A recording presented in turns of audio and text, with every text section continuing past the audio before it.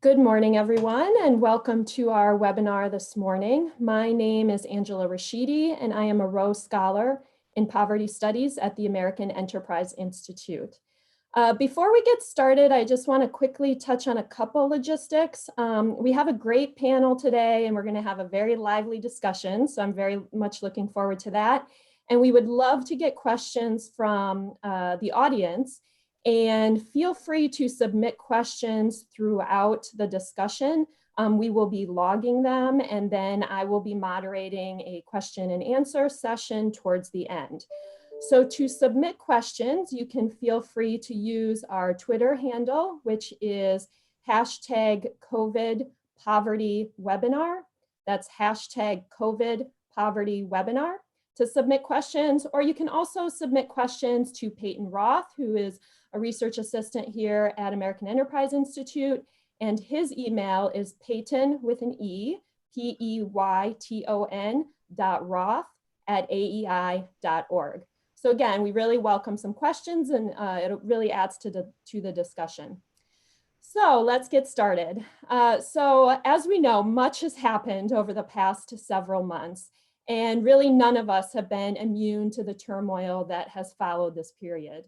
But today we want to focus on the lowest income Americans, particularly how are they faring during this time, and how has public policy responded not only to their immediate needs, but also to their longer term needs that are likely going to come out of this period. Before I introduce our panel, I want to just quickly set the stage for our discussion, and I want to show two quick charts that really show kind of similar trends, and I think it provides really great context for the discussion that we're going to have.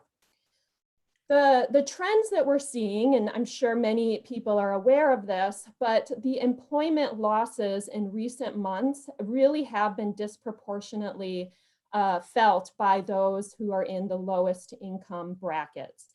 This first chart is from a paper that was presented a few weeks ago at the Brookings Papers of Economic Activity Conference.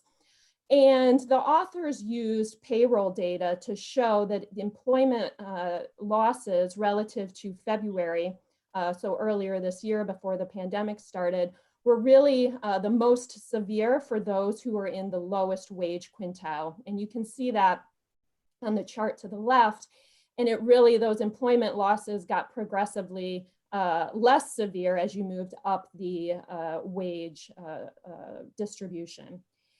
So this is from payroll data. We also know from survey data that the lowest income Americans are also reporting the largest employment losses.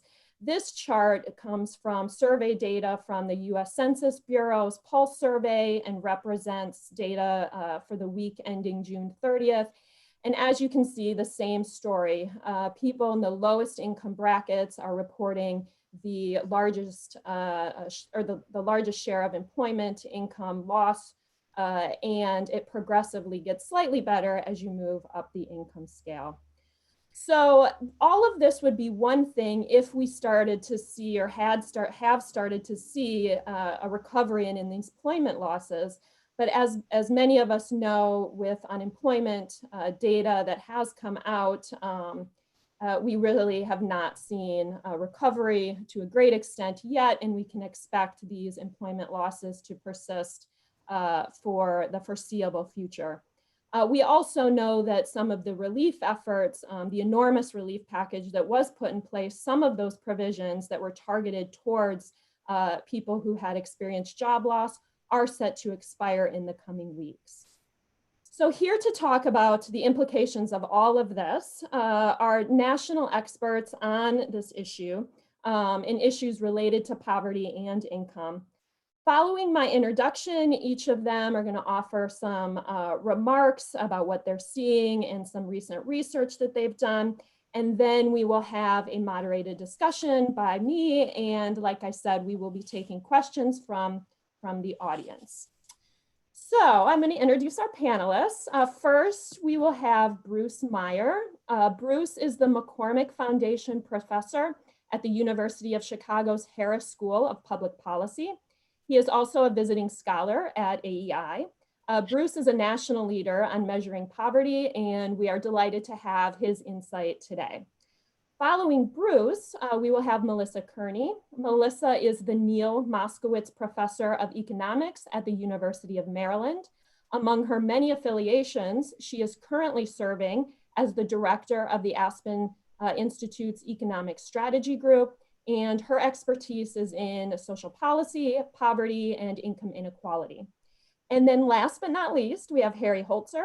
Harry is the John Lafarge Jr. Professor of Public Policy at Georgetown University's McCourt School of Public Policy, and he's a longtime non-resident fellow at the Brookings Institution. He is an expert on many things, in particular, the low-wage labor market. So again, thank you all for being with us. Thank you for the panelists for joining us today. And I will turn it over to Bruce to get us started. Thank you, Angela. Let me see if I can get my slides going here. So I'm going to start out by talking about research with Ji-Hoon Han, a colleague at the University of Chicago, and Jim Sullivan of the University of Notre Dame. And what we start out with is the fact that the pandemic has been a sudden and severe economic shock, unlike anything we have known. Since March, there have been more than 50 million initial claims for unemployment insurance. In April, employment fell 14%. It's recovered a little bit since then, but not a lot. But at the same time, there's been an unprecedented government response. The payments to individuals and other stimulus has far exceeded the Great Recession response, and it has been concentrated in a much shorter time. Mostly in April, starting with the lowest income families and individuals, 160 million economic impact payments were sent out. That money totaled more than $250 billion. The unemployment insurance that was paid out in June, just in that single month, was similar to the amount paid out over an entire year at the peak of the Great Recession. So we've had this unprecedented shock, but an unprecedented response in the way of government payments. Jim Sullivan of Notre Dame and Ji-Hoon Han, also of the University of Chicago, and I realized that we needed a way to keep track of incomes and poverty of the US population during this time, and to be able to see the effects of government policies. Unfortunately, the official income and poverty statistics from the Census Bureau for this calendar year won't be available till September of 2021, well after they'd be useful in keeping track of the effect of the pandemic and tailoring policy to the need. We realized that we could use a less detailed income question that's available from the same source as our official poverty data, and with only a 3-week lag.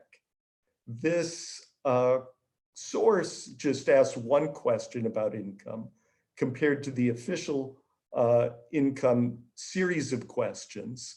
But we compared the historical poverty rates from this one question to what you get from the official income statistics, which are the yellow squares in this figure, and the data we're using. Bruce, sorry to interrupt, but you're not sharing your screen. So if you want to share your screen, then we can see the charts. Oh, I'm sorry. Oh, that's okay. Yeah, I think if you go to the bottom. Yeah. I messed up. Here we go. There we go. Okay.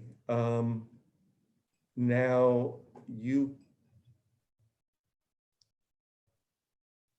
can you, oh, there we go.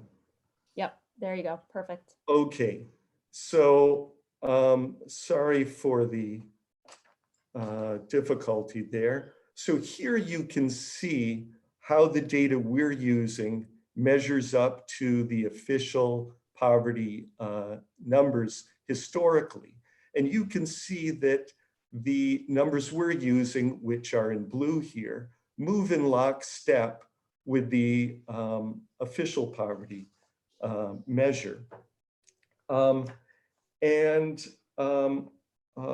They're just, the income numbers are slightly lower, poverty rates are slightly higher with the data we use because it's based on a single question rather than about 20 questions on different categories of income that the official measure uses.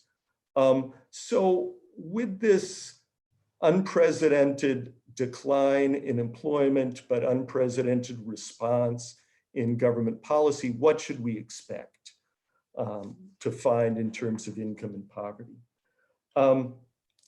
Think of a family with 2 parents and 2 kids, where one of the adults works and earns about $500 a week. That's full-time at a little bit more than the minimum wage.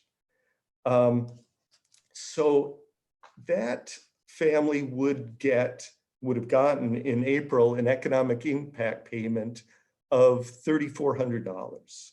That's $1,200 for each adult, $500 for each child.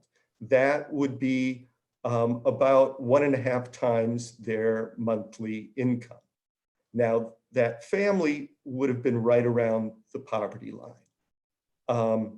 Now, if the worker in that family lost their job, they would get unemployment insurance of about $250 a week, plus the top up that was part of the CARES Act of $600 a week. That's a total of $850 a week, or if you convert that to monthly income, it's $3,600, or 1.5 times what that family had in income previously. So this gives you an idea how the economic impact payments that were part of the CARES Act and the expanded unemployment insurance could really dramatically raise up the income of people who were hurt in terms of lost employment by the pandemic.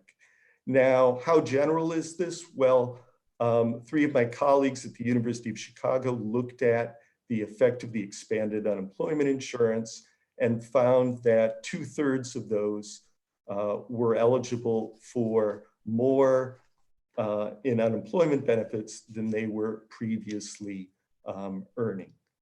So what we end up finding is that in the months since the start of the pandemic, poverty has actually come down. You can see here that the rate in April, May, and June is 1.5 percentage points below what it was in January. So we also look to see how the decline in poverty differed across age groups and race and education groups. And you can see that there are some differences, but for all of the groups, there was a decline in poverty.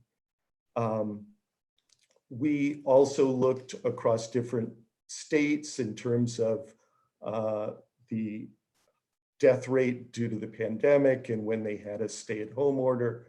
And there are some differences. These aren't statistically significant, but there were some small differences. What should we conclude in terms of economic hardship here? How can you reconcile this improvement in income with reports of rising food insecurity and other problems? Well, income isn't everything. And we think that you should think about the important health concerns that people face, the disruptions to normal life with not being able to leave the home easily or go shopping. There was some loss of income benefits to individuals. Think about the loss of school lunches. And people face a lot of uncertainty about what is going to happen to them in the future in terms of their employment prospects and the overall economy. And though we say that the income distribution improved across the board, we find that not only did poverty fall, but percentiles of income at the 75th percentile or lower went up. There were a lot of people whose incomes changed, and it may be those who had losses in income that felt it more acutely, and that may not have been compensated by those whose incomes were raised up by economic impact payments and expanded unemployment insurance. So now the question is, what should we do going forward? Our results suggest that the problem has not been income at the bottom so far, but as Angela indicated, some of these, the expansion of unemployment insurance ends in less than 2 weeks. So we need to think about policy going forward, and I'll leave that for the later discussion. Great, thank you so much, Bruce.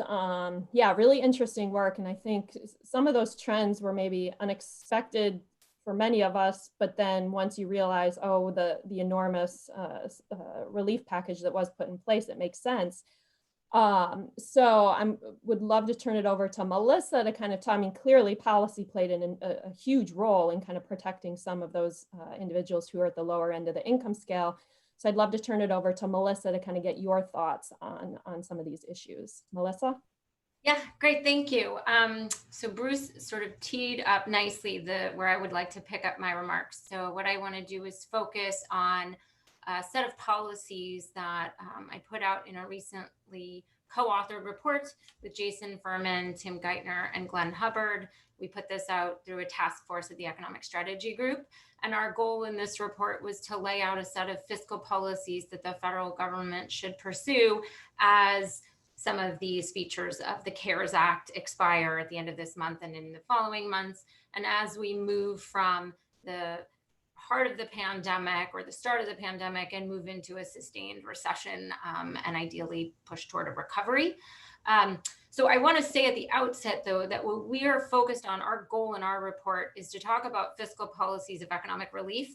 And this should not in any way be thought of as a substitute for dedicated federal money and efforts to fight the public health pandemic itself, right? So everything we're talking about is sort of addressing the underlying symptoms of a public health crisis, and the less money and effort that the federal government and state and local governments put towards actually fighting the public health crisis, containing the virus, expanding testing, and the availability of personal protective gear to essential workers, the less we do on that front, the more we're going to have to do to fight the economic recession. So I just want to acknowledge at the beginning that fighting the public health issue is the top line priority. But setting that aside and then focusing on economic policies to address the pandemic-induced recession, our report really focuses on 4 types of policies. The first is income support to unemployed and underemployed workers. The second is pandemic wage subsidies to low-wage workers. The third is loan assistance to small and mid-sized businesses. And the fourth is federal assistance to state and local governments. So given the scope for this conversation, I'm going to focus my remarks on the first 2 policy elements, but I do want to emphasize that, of course, providing support to businesses is critically important to keep businesses afloat, so they're there to hire workers. And similarly, providing federal support to state and local governments is critically important to allow state and local governments to do the frontline work they're doing, providing economic relief for the individuals who have been most hard hit by this. So these issues really aren't as separable as the conversation might make it seem. So with that, I want to start by talking about our proposal for unemployment insurance relief. And so as both you and Bruce mentioned, at the end of this month, the CARES Act provision of an additional $600 federal UI benefit that workers are entitled to above or eligible for above the regular state UI payments, that's set to expire. And so what should come next? So my first observation is that simply letting that provision expire and not replacing it with anything would be a disaster. It would cause hardship for individuals. We know unemployment rates remain very high. The CBO estimates that without further congressional action, they'll still be on average 11% at the end of the calendar year. So there's great uncertainty around that number. It could be a lot worse if the virus continues unabated. And so just letting that expire without a replacement would really cause hardship for individuals, as well as cause aggregate spending to fall even further and cause further economic contraction. Now, that said, we think even if the $600 flat payment made sense in March, when immediate response was needed, stay-at-home orders were widespread, workers who were explicitly being told to stay home. Going forward, as we look to a recovery and business make investments in safety protocols and look to reopen or stay open and hire back workers, we need to shift the balance a bit between giving extra money to people who are out of work and incentivizing people to return to work when and where it's safe to do so. So we propose replacing the $600 flat amount with a proportional federal UI benefit that's automatically triggered or set based on macroeconomic conditions, right? So as Bruce mentioned, research has shown that about 2/3 of workers on unemployment insurance are now eligible for benefits that exceed their wages that they were getting before they were unemployed, and more to the point, that they would get if they went back to work. So eventually that's going to be a drag on reemployment and the economy. So changing the flat amount to a proportional amount, we propose the maximum be 40%, a 40% increase above the state average replacement rate of about 40 to 50%. So the median worker would get UI benefits that replaced about 80 to 90% of their previous wages if their state unemployment rate was in the highest threshold. And we say, we put forward a unemployment rate of 15%. And then the automatic trigger part of that would phase it out such that a worker in a state whose unemployment rate has fallen down to 7% would no longer be eligible for a federal bonus, but would only get regular state UI. Okay, so having an unemployment insurance system that's designed this way is really much more optimal, both from the perspective of consumption smoothing and trading off that benefit of helping out of work workers smooth their consumption versus the disincentive effect that comes into play as labor markets improve and jobs become more readily available. If a worker is getting more out of work than in work, we worry that they're not going to be searching or taking jobs. Okay, and then the automatic trigger function has an additional advantage of meaning more stimulus is going out to individuals when the economic downturn is more severe, and so that has desirable properties from a macro perspective as well. Okay. The other thing I want to mention, which I'm really bullish on, is reforming the UI benefit in this way would do some to reduce the distortion between being out of work and in work.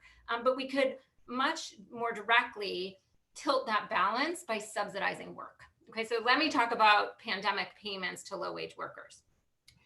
If we were only motivated by the concern that we want to incentivize people to get back to work, then we might use something like a hiring bonus or a reemployment bonus. And some policymakers have proposed this. And the idea would be that if you give up your unemployment benefits by taking a job, you could essentially convert them into a reemployment bonus and keep like $400 a week for 6 weeks or something like that.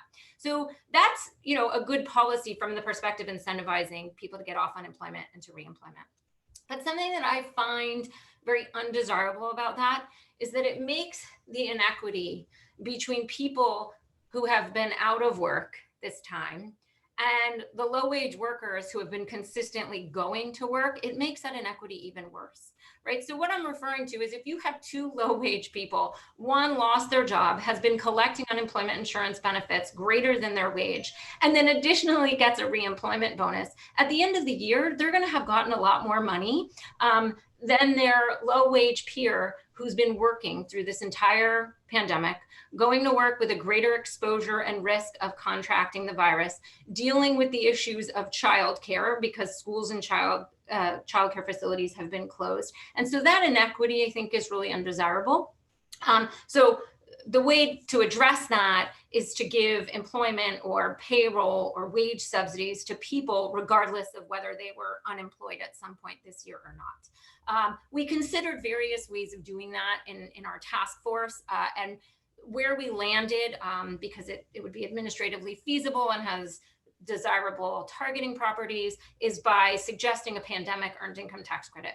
So at the end of the tax year, based on 2020 earnings, low-income individuals could get double their regular EITC in the form of a pandemic EITC. Okay, so that subsidizes work and also treats people who have been consistently working and those who were unemployed more similarly.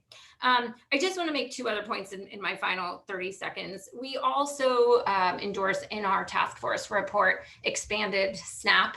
As Bruce alluded to, despite the hundreds of billions of dollars that have gone out to households in the form of enhanced UI and economic impact payments, we do see in the data that there are high rates of food insecurity. Some tabulations suggest that 30% of households with children are experiencing food insecurity. A very obvious way or easily implemented way of addressing this would be to temporarily increase the SNAP benefit and access to SNAP during this pandemic recession. And then, finally, things that are outside of our task force report, but I think are important to think about, are housing insecurity, and if we could be doing more about that, and also investment in high-speed internet, which we're seeing that limited access to internet for low-income families in particular is really making it harder for students to attend school or kids to attend school and individuals to work if that was possible. So I will stop there, and I look forward to our discussion. All right, great. Thank you so much, Melissa. Really interesting. And I think you did a really great job of kind of showing how on the surface, some of these policies may look like they make sense or made sense in March. But you, really pointed out some of the unintended consequences of those policies. Really interesting. So I'm going to turn it over to Harry, if you want to go ahead and give us some of your remarks. Okay, well, thank you, Angela. I'm actually pinch hitting for Isabel Sawhill today, who couldn't make it. But when Angela asked me yesterday to join the panel, it was a very easy choice. Never mind pinch hitting for Bell, never mind joining a great panel with people like Bruce and Melissa. And I thank both of them for very, very good presentations. What I thought I would do is kind of fill in around a lot of the points. There was very little that I disagreed with that they said, but just try to fill in around a little more about the political environment and some of the other policy choices we might want to look at. Peyton, if you could share my slides. I figure he'd do a better job on this than I would. So if we go to the first slide. This slide really just makes the point that Bruce made in much greater detail. that we have what I call the pleasant paradox, that we've had this very severe recession targeting the lowest wage, lowest income workers, and yet poverty has not risen. It's actually declined. And of course, that's because of the various income support provisions in the CARE Act that both Bruce and Melissa talked about. It hasn't been perfect. As Bruce noted, there's been a rise of food insecurity. There are some holes in the safety net. But overall, from this perspective of poverty, it's been a pretty good experience. And then the question is, will the paradox continue? Will we continue to have low poverty rates? And this is where I get a little more pessimistic going forward. Next slide, please. So sort of two reasons for my pessimism. Number one, the path of the recovery right now looks very, very uncertain and very uneven across geographic areas because of what's happening with the virus. The virus, unlike any previous recession that we've had, excuse me, the virus is going to determine how much progress we make. And the virus now looks much worse than we even thought it would just 2 or 3 weeks ago. And the latest numbers I saw suggest rising caseloads in 39 out of 50 states. That's really bad. In a lot of places, to the extent that we've had some recovery in May and June, I fear that it will be relatively short-lived. Now, there will be some places that hopefully will continue to keep their case numbers down, and they've had success so far, and we hope it continues. But a lot of places, I think, are going to see some backsliding in terms of economic performance. We have to make sure that we have policy that's ready for that. Of course, the other problem is political. Separate from the White House, and I think the White House performance has really been terrible. I don't want to say any more about that. Many of us were very pleased that Congress really stepped up in March and April, that there was bipartisan consensus that came around the CARES Act and the provisions that Bruce and Melissa both talked about. And I see that consensus really fraying now. On the one hand, the House of Representatives passed something called the HEROES Act, calling for another $3+ trillion in spending. I always viewed that as a sort of the first round of bargaining, but the Senate has gone to the other extreme and done nothing so far, even though, as previous speakers have indicated, the enhanced unemployment insurance right now is scheduled to completely disappear in 2 weeks. So I worry that we're going back to sort of the polarized normal. Politically, I worry that a lot of senators are now starting to talk about the debt piling up and the need for fiscal austerity. I actually care a lot more about public debt in the long run than many other of my progressive friends. But I just don't think that right now is the right time to really be emphasizing that. We did that in the Great Recession around 2011. We started pushing fiscal austerity and it really slowed down the recovery. I fear we might be making that same mistake again. So the Senate really has to step up and do many of the things that both Bruce and Melissa talked about. Next slide, please.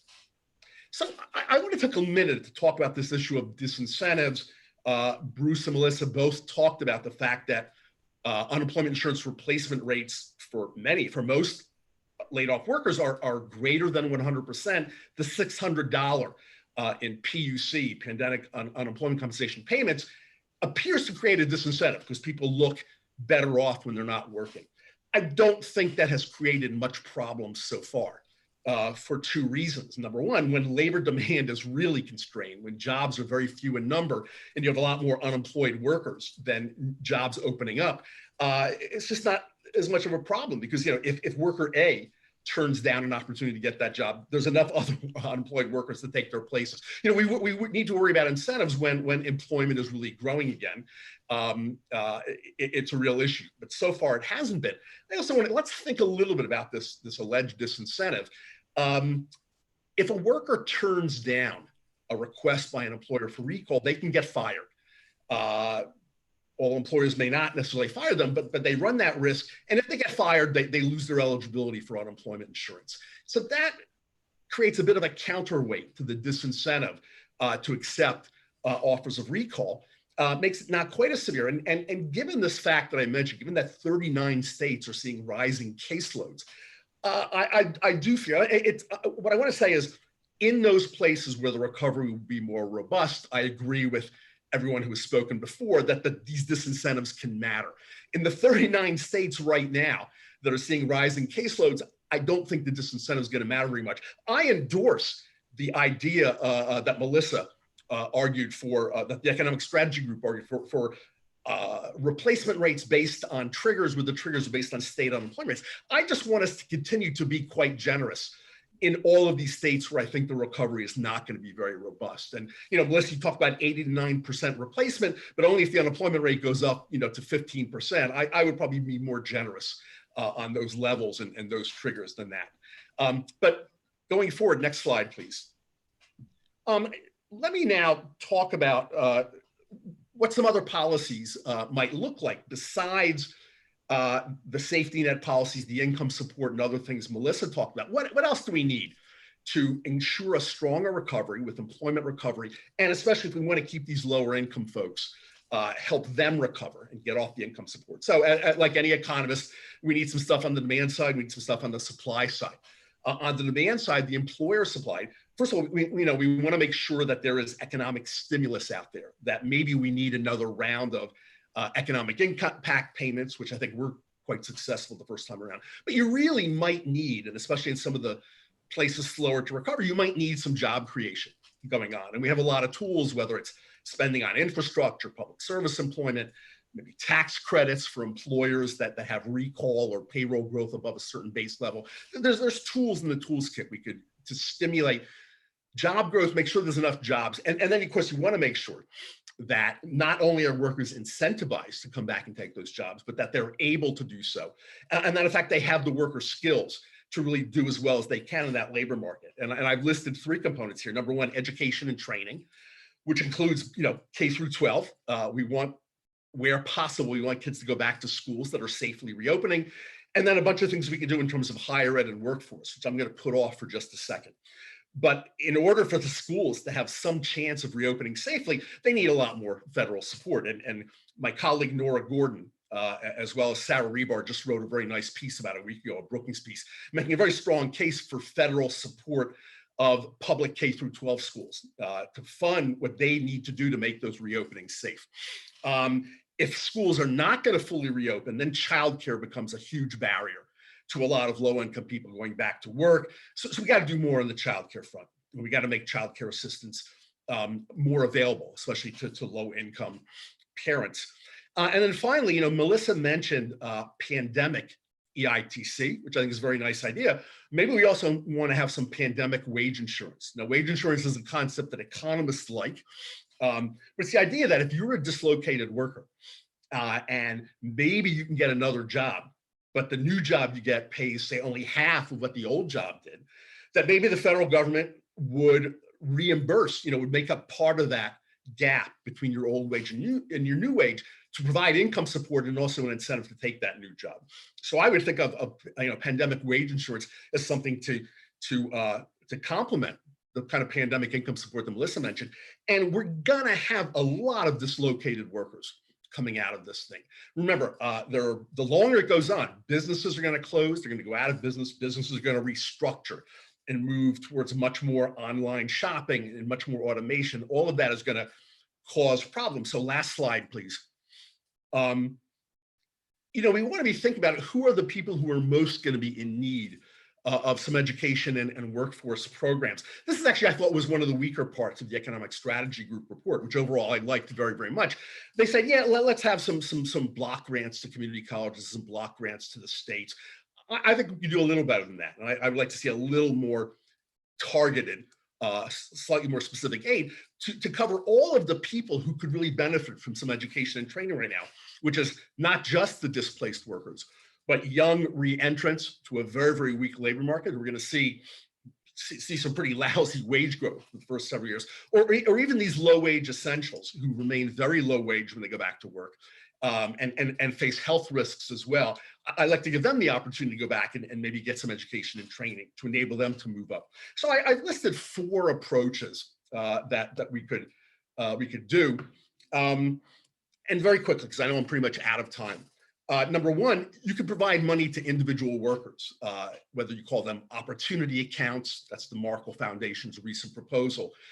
For low income, low wage workers to have an account where they can choose to spend more. on training, lifelong learning accounts that some states are already starting to do, or more generous Pell Grants through the Higher Education Act.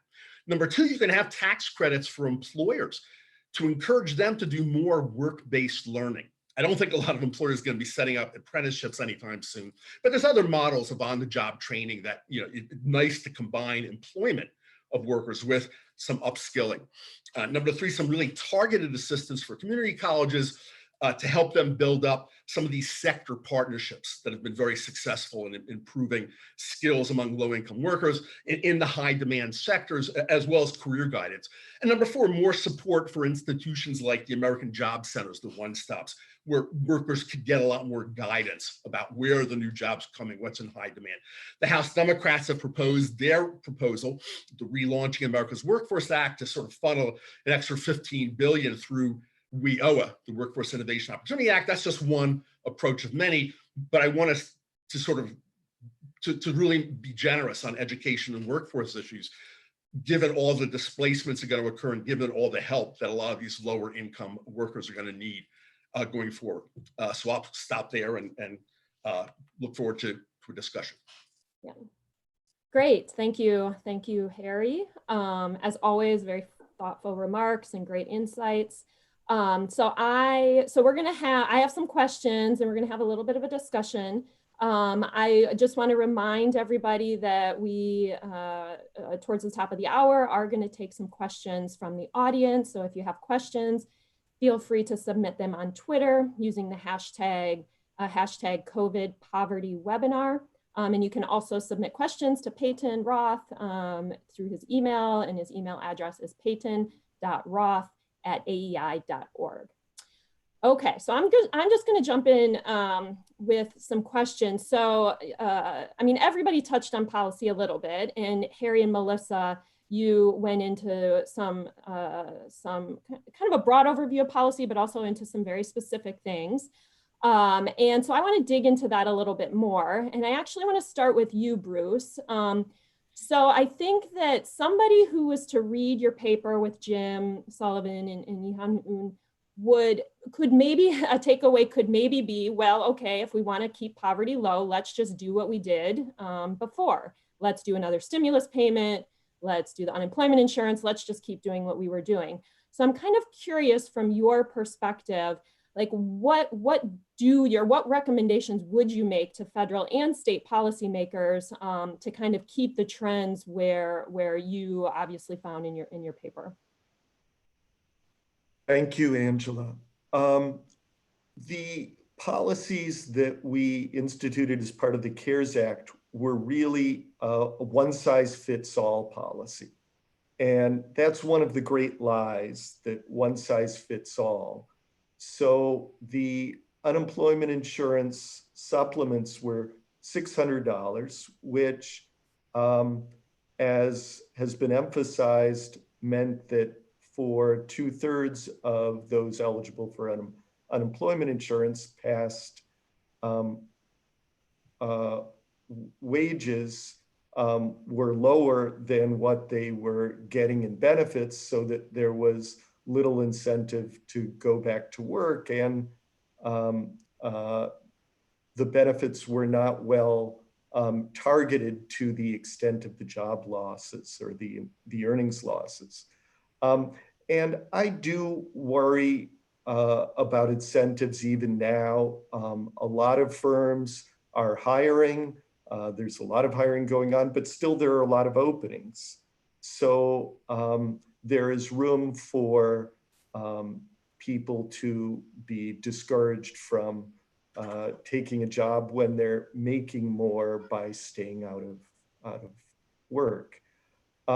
So I do like the ideas of pandemic EITC and the earnings subsidy that Harry mentioned, because those would be encouraging people to get back in the labor market. But in terms of having a policy that isn't one size fits all, but is targeted to the losses. So we really should have a policy that's targeted at filling in the losses in earnings and maybe losses in health insurance. For someone who is, say, middle class, or maybe a little lower income and has lost their job and has a rent payment or a mortgage payment or a car payment, the $600 supplement may still mean that they're getting quite a bit less in unemployment insurance than their past earnings. And so I like the idea of trying to raise the replacement rate close to 1, but not above 1, so that there still is an incentive to return to work, but to replace a large share of lost earnings. And in terms of the stimulus payments, those, I don't think we should redo them. They did fortunately come at a time when the states had trouble getting out unemployment insurance payments. They had a hard time responding to all the claims initially in April. So it was fortunate that there were stimulus payments at that time.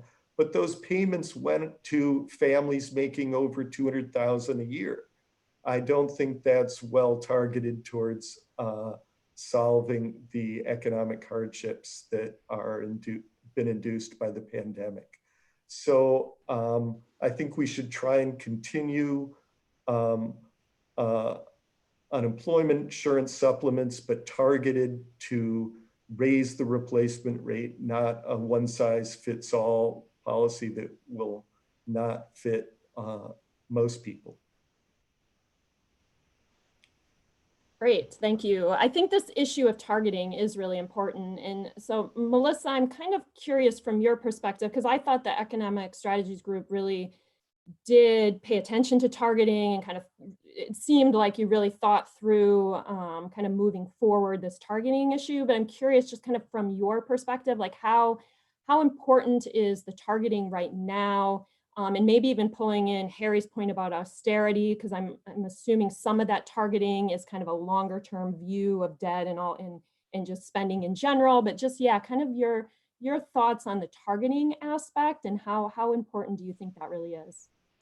So I think there's two related but separate policy goals that sort of guide a lot of our thinking on this. One is helping workers who have lost income potential, right? And then the other is keeping up aggregate spending.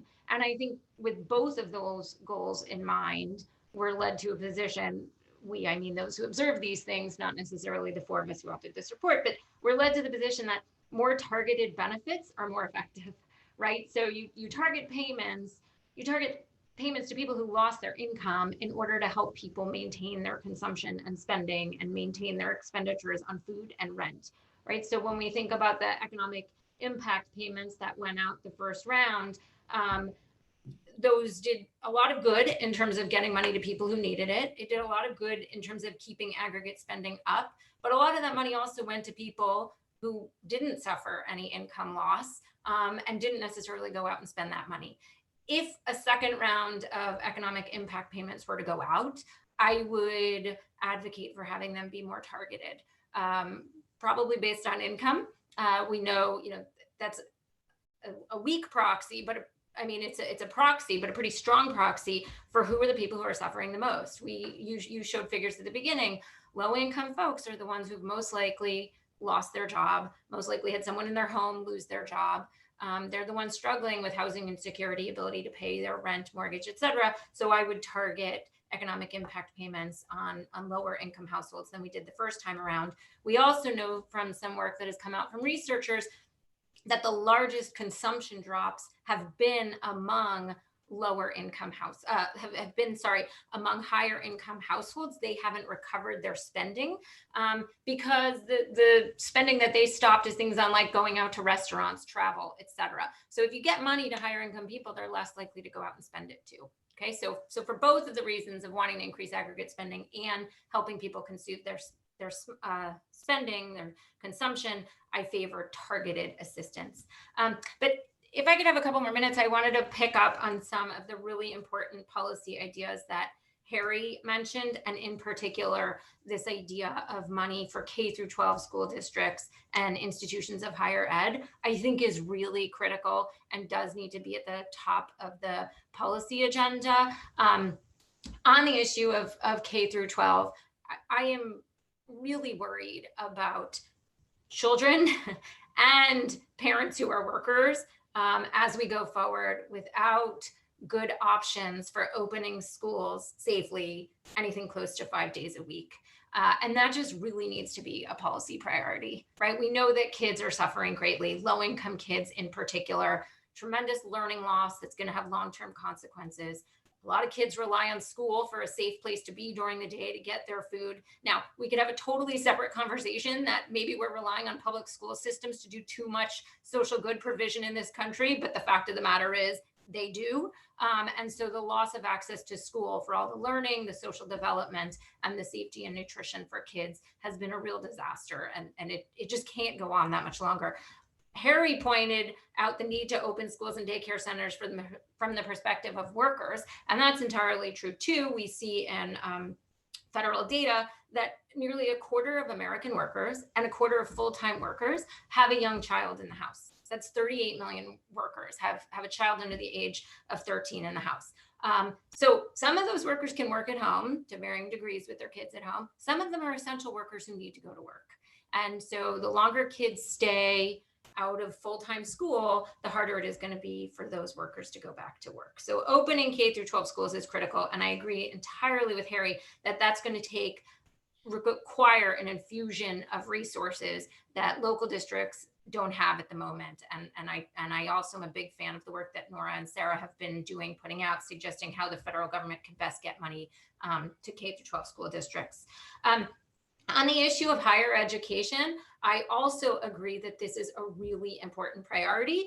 We don't have time to have the larger debate now about whether we should push on demand side policies that give money, in the form of vouchers or training vouchers to dislocated or young workers versus the supply side. I'll just say that, I'm partial, and our report came out giving block grants to community colleges and public universities and colleges, because right now they're just experiencing massive budget and revenue shortfalls going forward.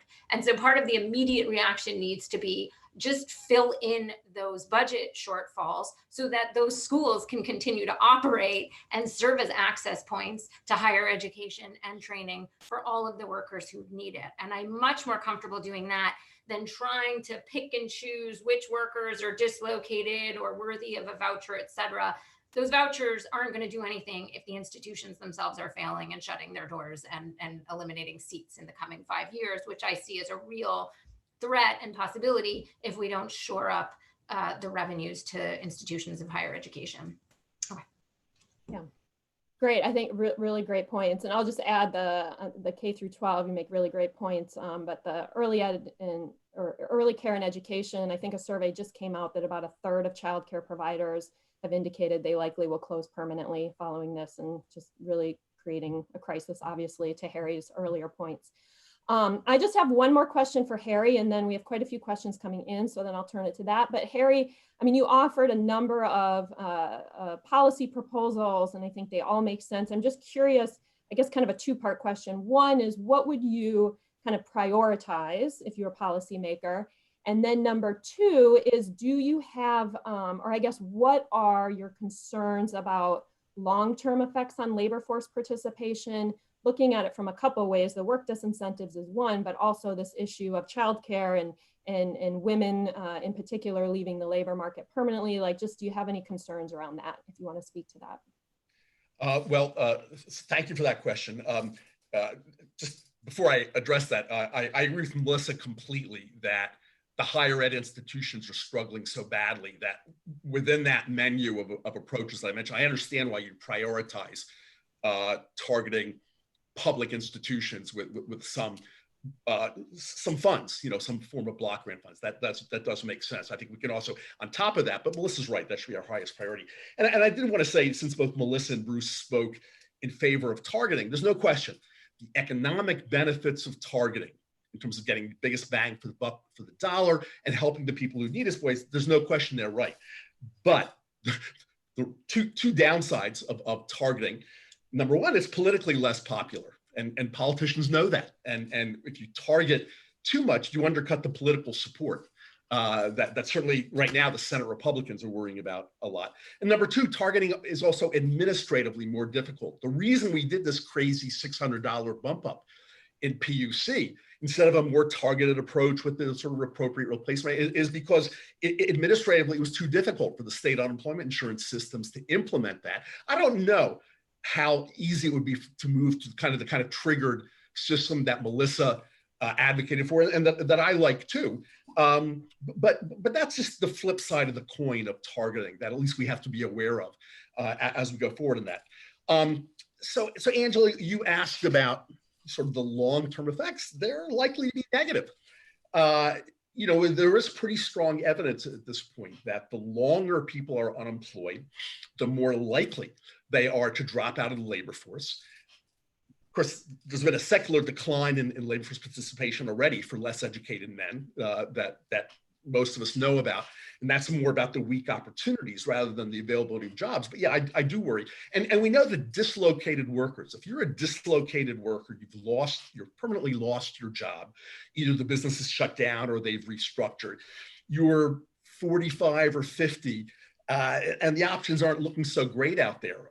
Absent some of the other supports we've all talked about, absent some kind of wage insurance, you might well decide to leave the labor force. And of course, what we learned in the Great Recession is that people leave the labor force and some of them come back, but it takes a very sustained period of very tight labor markets like we had in the last 4 or 5 years before the pandemic crisis hit to pull a lot of those workers back in. So yeah, I think a lot of these dislocated workers are at risk of leaving the labor force unless we provide them with some of the supports, some kind of wage subsidy of one form or another, plus some real, not beyond just labor market information, some real guidance about what kinds of jobs might be available to them in the near future where they happen to live. Great. Thanks, Harry. Okay, so we do, like I said, we have a number of questions that kind of came in from the audience. So I'm going to start with one from my colleague actually at AEI, Matt Whitinger, and this is from Melissa, and I'm just going to read it. So, does your proposal call for permanently increasing unemployment insurance benefit payments whenever unemployment is elevated in the future? That is well after this crisis has passed. And then he comments that wouldn't that perpetuate the current effect of many unemployment recipients making more on benefits, often for many months since benefit weeks increase then too? And then how do you reconcile that with the research that shows that workers who stay on unemployment benefits have negative long-term outcomes? Okay, so yes, we propose making this an automatic feature such that the federal UI enhancements trigger on when macroeconomic conditions and labor market conditions as measured, by state unemployment rates are weak. And because there's nothing special about unemployment, in a recovery right now versus later. And in all of the recessions of the past few decades, we've seen Congress authorize extensions, but it takes political wrangling and delays. And so part of making this automatic is to just sort of, go into place immediately what Congress keeps having to do after political wrangling and a delay in getting payments out to people, right? So this would be something that we think would improve UI going forward and isn't just specific to the pandemic. Now, the point about wouldn't this encourage people to stay out of work is really important. So we propose, and again, Harry might make it more generous, and I think more, to my mind, the feature of the design is more important than the specific parameter. We propose a maximum weekly benefit of $400 from the federal government, again, on top of state benefits. And that would kick into place when, again, some trigger is passed. We say 15% of state unemployment rate. Harry might make it less stringent. When unemployment is that high, we are less worried about workers staying on unemployment for a long time when jobs are available, right?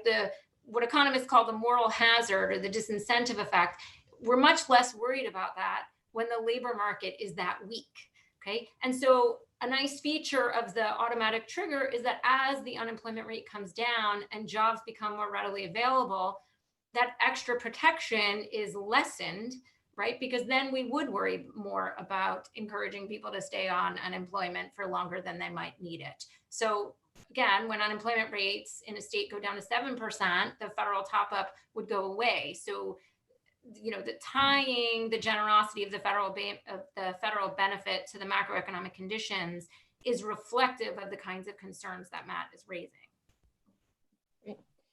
Bruce or Harry, anything to add? I agree with Melissa. I think she said it all well. You know, we're talking about a set of what we often call automatic stabilizers, which get money out quickly to the people who need it the most when the economy starts to tank. But a lot of our automatic stabilizers are not that automatic, you know, as Melissa said. And so strengthening that feature, not just in unemployment insurance, but even in some of the, you know, in SNAP and some of the other programs, you know, to me makes a lot of sense from a purely macroeconomic point of view. It's very counter-cyclical in that sense. So for all the reasons Melissa said and even more, and again, you can haggle about the details, but the overall approach I think is economically sound. I would jump in and say that I am not convinced that there aren't disincentive effects of unemployment insurance in recessions. The empirical evidence says that there still are substantial disincentive effects of overly generous unemployment insurance, even in a recession.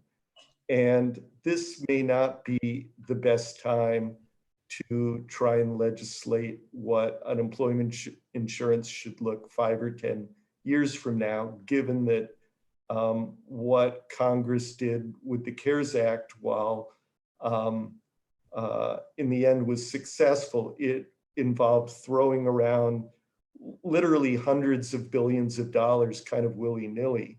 So I don't think that we're likely to get a well-considered long-term policy designed at this point.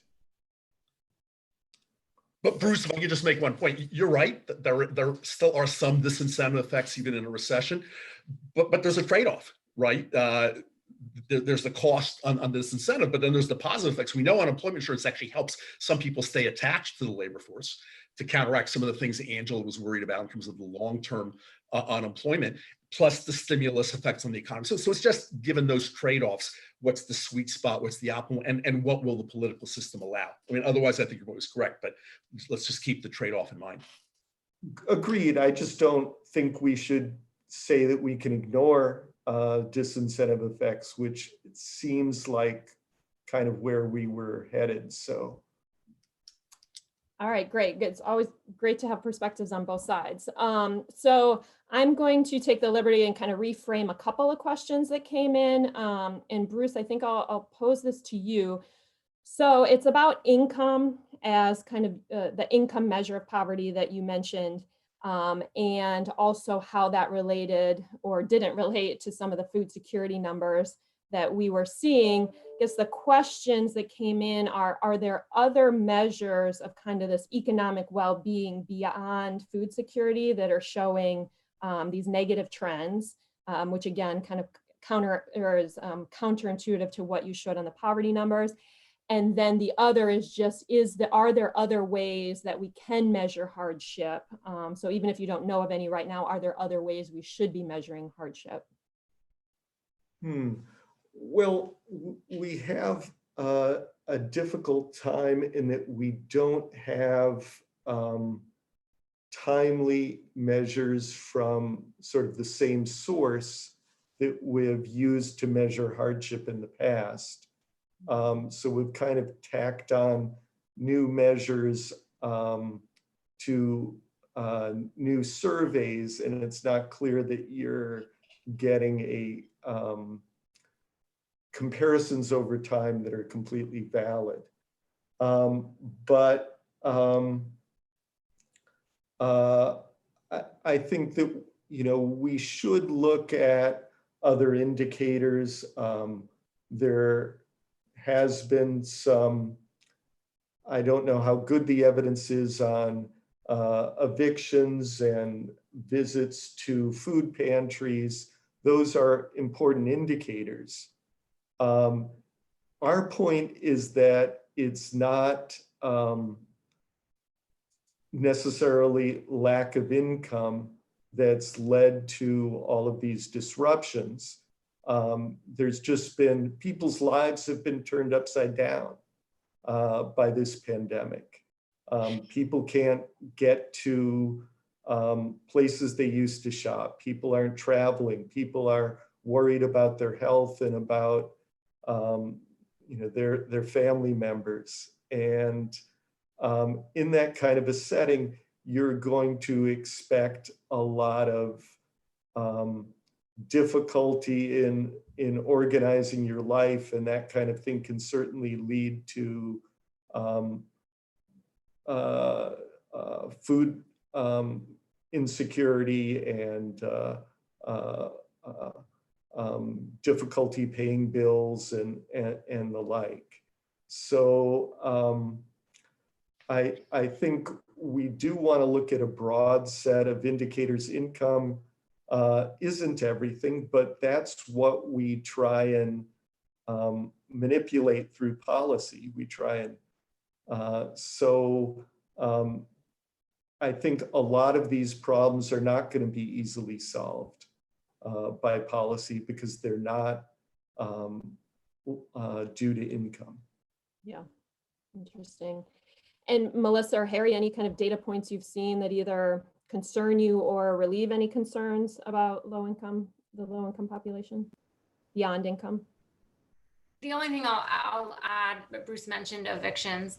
I'm really worried about housing insecurity, and the longer this goes on, the greater housing insecurity is going to be. And so we don't have any federal entitlement to low-income housing assistance in this country. That was, in my view, a problem before this pandemic and recession, and I think it's on full display now. The sort of stopgap measures have been put in place in jurisdictions to prevent evictions happening for people who can't pay their rent or mortgage. Those have been critically important, but they are just stopgap measures. And so going forward, keeping an eye on housing insecurity and thinking about whether we should and how we might expand federal assistance for housing support for low-income individuals is at the top of my policy list. Mm-hmm. And besides the things that have already been mentioned, food insecurity, housing insecurity, the need for more childcare, I worry about healthcare insecurity. A lot of people lose their healthcare when they are laid off, often permanently. We know that a lot of states have not accepted the Medicaid expansion in the ACA. And of course, we know that the Trump administration is doing whatever they can to weaken ACA to make it less effective. So I would add healthcare insecurity to that list.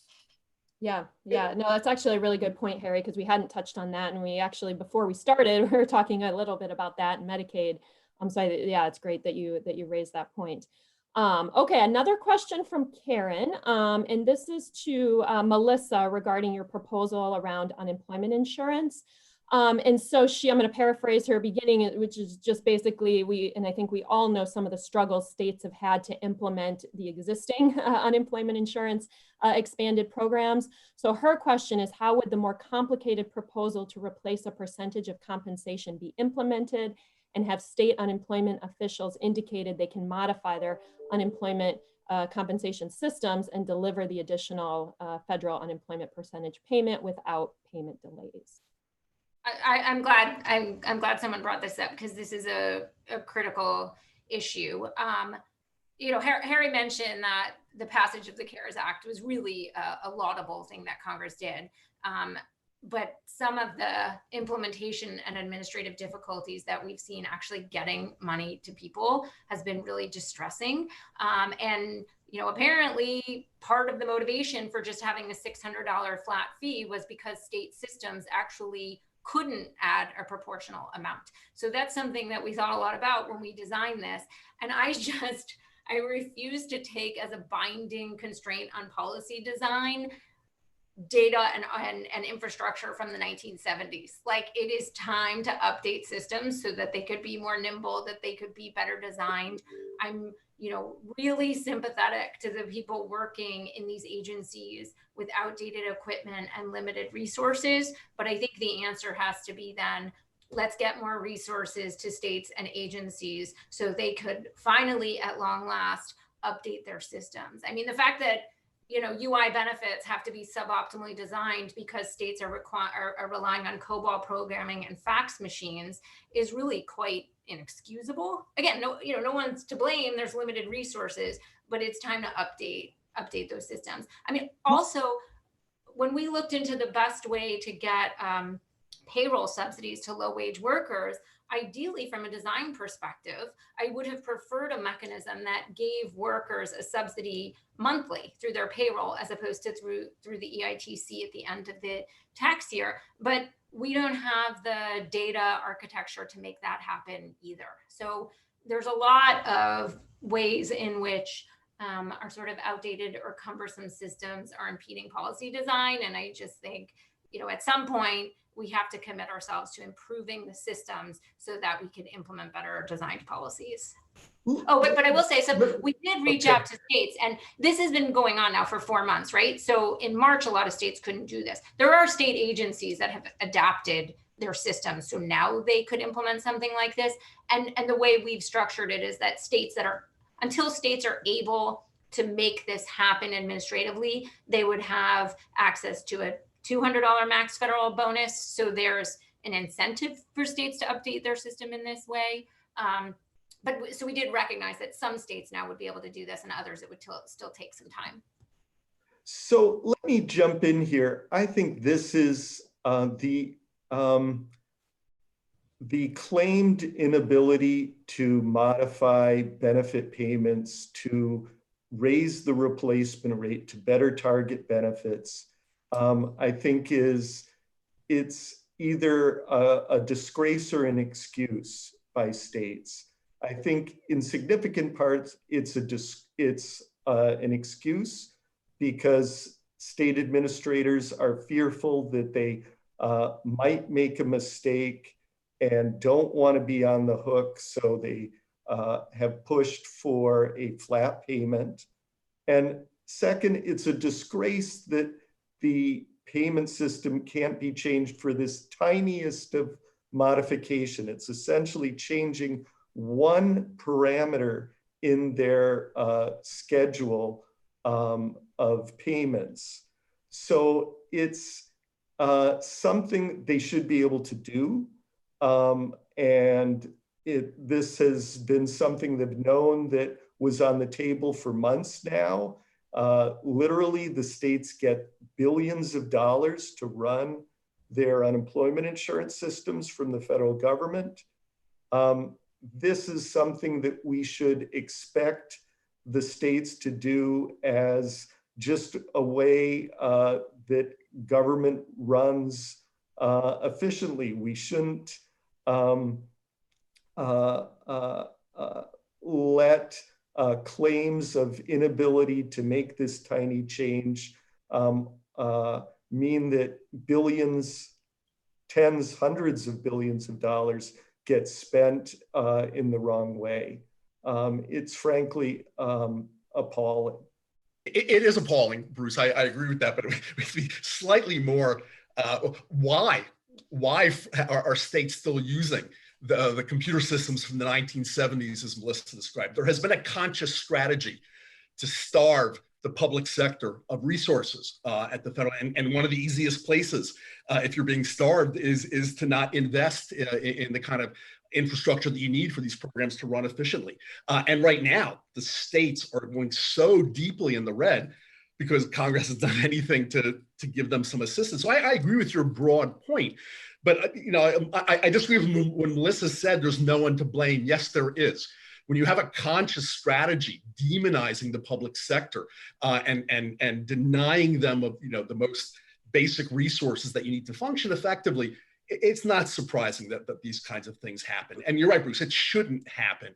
And maybe some states are having excuses, but to me, this is a byproduct of this environment where the public sector is just so badly demonized and the resources are so tight. Again, yes, very good points. So we are almost out of time, but there's one more question that I think is a great one to end on. And I'm going to reframe it a little bit, but Gary Bartless points out that this is not the first recession where we've actually seen income increase for those at the bottom of the income scale. During the Great Recession, if you factored in all government benefits, you actually saw either increases, or at least you didn't see this huge decline that maybe you would have expected to see. So I guess, and this is again my liberty of kind of reframing the question, the question kind of from my perspective is, do you think that the safety net is up to it? And can we expect to kind of see similar trends as this recession becomes more of a long-term situation? I guess maybe Bruce, you can start. Sure. I think it's clear that early on, especially say in April, states had a hard time coping with the increase in unemployment insurance caseload. But they've done pretty well since then, though there are some states that still have not gotten out payments that they should have. And I think it's not for lack of overall money, it's for not allocating it to the small amount of money that would be needed relatively to the sums we're talking about to improve IT or just find someone to reprogram existing systems. Now, in terms of the overall safety net being up to the task, I think I would maybe push further on Harry's suggestion that we should do something with health insurance, that it is become clear that the fact that we do not have universal coverage in the US and that it's tied to employment is problematic when you have a lot of people losing their job. So I do think we should consider more more support by the federal government for potentially Medicaid coverage for people that have lost their job and lost their coverage. That's something that I think